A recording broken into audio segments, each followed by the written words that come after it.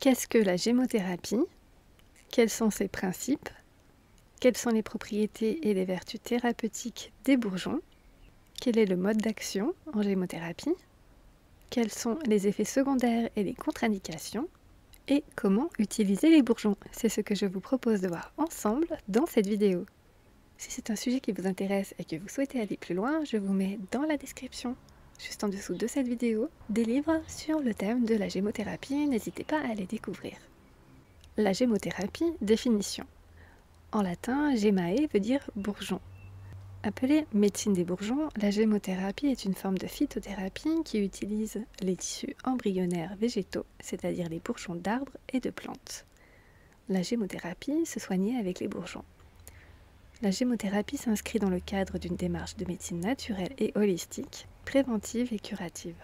Les principes de la gémothérapie. On utilise les bourgeons car ils possèdent des propriétés thérapeutiques supérieures à celles d'autres parties de la plante mature.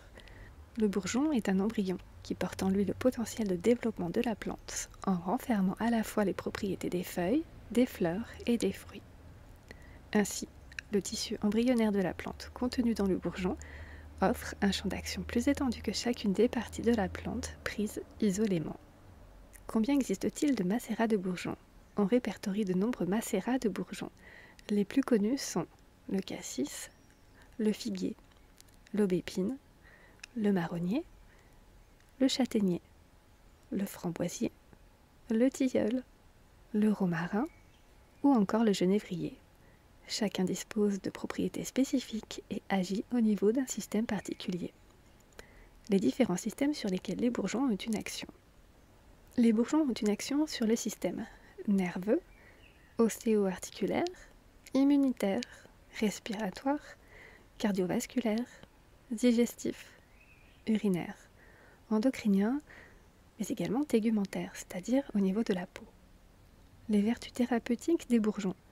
La gémothérapie est utilisée pour prévenir et traiter une variété de problèmes de santé à l'aide des végétaux. Les indications sont multiples et varient selon la plante d'où proviennent les bourgeons. Exemple d'indication en gémothérapie. Le cassis est anti-inflammatoire et le figuier agit sur la digestion et le stress. Les propriétés des bourgeons en gémothérapie. Ils peuvent avoir une fonction de drainage, de détoxication, être immunostimulants, avoir des propriétés digestives, aider à la gestion du stress, ainsi qu'à gérer les rhumatismes et les troubles du sommeil. Le mode d'action en gémothérapie. Contrairement à l'aromathérapie qui traite des affections aiguës en agissant de façon locale, puissante et rapide, la gémothérapie sera plus indiquée pour les problèmes chroniques, car son action a lieu dans la durée. Le macérat de bourgeons vise à traiter le fond du problème, et non son symptôme et ses conséquences. En effet, en gémothérapie, on travaille sur le terrain.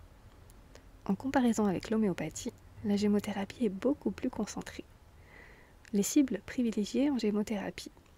Il y a les émonctoires que sont le foie, les intestins, les reins, la peau, les poumons ou encore l'utérus. Il y a également le système nerveux, le système sanguin, le système rénal, le système urogénital et le système glandulaire. La gémothérapie comporte un travail sur plusieurs plans, le plan comportemental et émotionnel. Quels sont les effets secondaires et les contre-indications en gémothérapie? La gémothérapie comporte peu ou pas d'effets secondaires et quelques contre-indications. Comme toute substance en mesure de produire un effet sur l'organisme, certaines règles doivent être appliquées par simple principe de précaution. Les seuls effets secondaires qui ont pu être répertoriés seraient dus à un surdosage, pouvant entraîner les effets opposés à ceux désirés. Il est conseillé notamment aux femmes enceintes de se renseigner auprès d'un professionnel de santé avant d'utiliser les bourgeons. On ne conseille pas de gémothérapie ayant une action hormonale, telle que l'érel, le framboisier, le séquoia ou encore le chêne, aux femmes ayant des antécédents de cancer hormonodépendants. De même, l'utilisation des macérats glycérinés n'est pas conseillée chez l'enfant de moins de 3 ans. Certains bourgeons sont également déconseillés aux personnes cardiaques ou souffrant de troubles de la coagulation et d'hypertension. On évitera l'utilisation de la gémothérapie chez les anciens alcooliques ou les personnes en cours de sevrage. Enfin, si vous prenez un traitement médical, il convient de s'assurer que les bourgeons n'interagissent pas avec. Comment utiliser les bourgeons?